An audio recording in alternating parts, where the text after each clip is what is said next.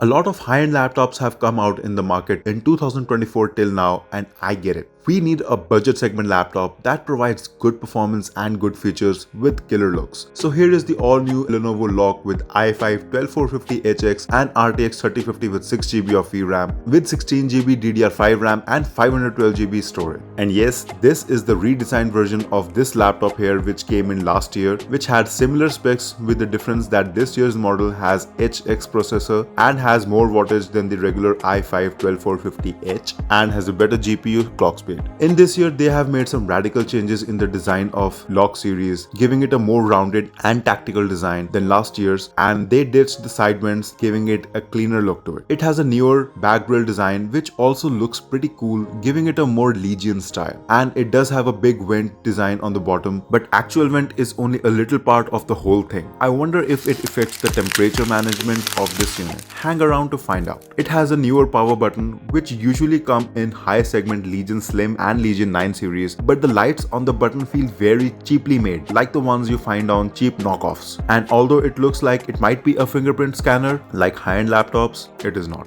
This year Lenovo has changed the design from last gen, and we can see that it's getting better and better with every iteration. Now yes, the looks has been inspired by the Legion series with a Legion style lock branding and these vents design on the back, but apart from these, it has a very different and unique look. It has a full-size keyboard with plain white backlight, understandable for a budget laptop, and the brightness can be adjusted by pressing function plus spacebar. Its keyboard is better than many brands, as some brands offer small arrow keys like Dell, some provide cramped arrow keys and numpad like Acer and MSI, and they have deformed numpad which is usually super weird to use. Lenovo laptops have a good sized keyboard with ample space to move around, and it comes with black keys on grey body which looks refreshing. It has a big fully clickable trackpad with multi-gesture support and is very smooth to use. It has an all plastic build but feels very premium. It has very stable hinges due to which it can easily be opened with one hand, and the screen goes back to 178 degrees for sharing, and it has this notch which makes it even easier to open the laptop. But there is a bit of screen wobble present like last year. Also, it has a bit of keyboard flex present, however there is no top lid flex present at all. It has dimensions of 14.7 inches by 10.19 inches by 0.86 inches and has a weight of 2.38 kgs, which makes it about average to carry around. Not too heavy, not too light. It has thin bezels but a wide chin, which is to be expected with a screen of 16:9 aspect ratio, talking about which it has a decent screen of 15.6 inch IPS anti-glare panel with a native resolution of 1920 by 1080p, an aspect ratio of 16:9, 100% sRGB color gamut, 300 nits brightness, 140Hz refresh rate, 1000:1 contrast ratio, has support for G-Sync but has no support for HDR, and has a response time of a whopping 20 milliseconds. Screen wise, I would say that it has a decent screen in the price it comes in, giving 100% sRGB and good refresh rate. Talking about the ports, it has one USB Type-C port and 3 USB Type-A ports. On the right, it has one USB Type-C 3.2 Gen 2 port, which supports display up to 4K 60Hz and also PD charging of up to 140 watts. Next, it has a privacy shutter to turn off the webcam, one audio mic combo jack, and one USB Type-A 3.2 Gen 2 port. Rest of the ports lie on the back side with one USB Type-A 3.2 Gen 2 port, one HDMI 2.1 port, one Ethernet port, another USB Type-A 3.2 Gen 2 port, and a power port. It has no ports on the left side. It has a decent port situation with most of the ports lying on the back side, giving it a cleaner look. Also, it gives 3 USB Type-A ports, which is optimal for any laptop. But if I had to nitpick, there is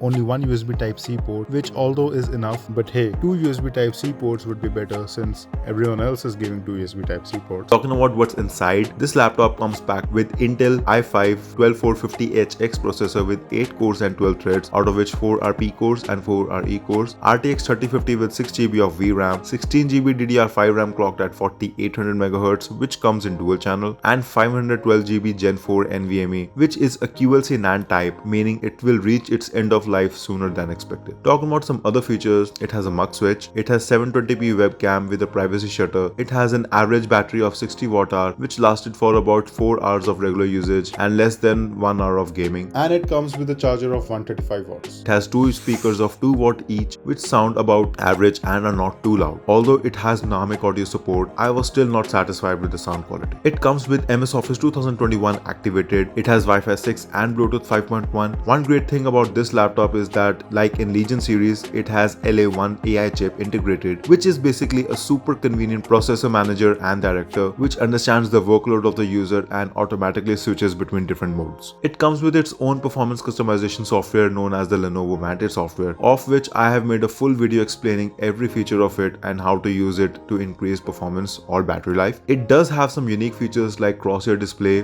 which spawns crosshair in the middle of the screen, which is very useful for games that don't have a crosshair, giving a competitive edge to the laptop user. I ran some benchmarks to see the performance prowess of this laptop, and here are the results of Cinebench R23, Geekbench, PC Mark 10 and 3D Mark TimeSpy. The scores of this laptop are good enough for the laptop to handle tasks like medium to hardcore gaming, streaming, 4K level editing, creative workload, coding, 3D modeling and machine learning with some limitations. Here are some gaming benchmarks for you to see how good this laptop really is. These are the test conditions in which the games were tested, and here are the results. In all the AAA titles like Cyberpunk, RDR2, God of War, Ghost of Tsushima, or however that's pronounced, although it gave below 60 FPS, but they were really easily playable, and one can always tune down some settings to get more FPS. Remember, this is a budget laptop playing all these AAA titles at this price. These scores are really great for it. The temperatures were also very well managed with no instance of crossing 90 degrees. So I would say the thermal management system of this laptop is great even if it doesn't have vents on the sides, which also have an advantage of no hot air on the hands while playing. It has good upgrade options with 2 RAM slots of 32 GB each, giving it a total of 64 GB, 2 M.2 slots of Gen 4 storage, out of which one slot that is occupied by factory has a smaller 2240 slot and the other empty one is 2280 slot. So keep that in mind while upgrading. This laptop is priced at 68,000 at the time of making this video, but this laptop is available at Premier Laptops exclusive Lenovo store in Ludhiana, who were kind enough to give me the opportunity to review this laptop. They have all the categories of Lenovo laptops on demand and have very extensive knowledge which would help you to choose the right product for you. Do check them out before buying. Contact details in the description. Now let's take a look at similar laptops with similar specs. LOQ Ryzen 5 with RTX 3050, Acer ALG, Acer Nitro V, Dell G16. In conclusion, I would say that this laptop is one of the best laptops to buy in this price. Its price is perfect for people who want to have a gaming machine or creator-friendly laptop in a budget, giving a great screen, great keyboard, good ports, and an awesome build and design. It delivers great performance for the price it comes in, and I would definitely recommend buying this one. If you liked the review, please like the video, dislike if you didn't, tell me about it in the comment section, and consider subscribing for more videos like this.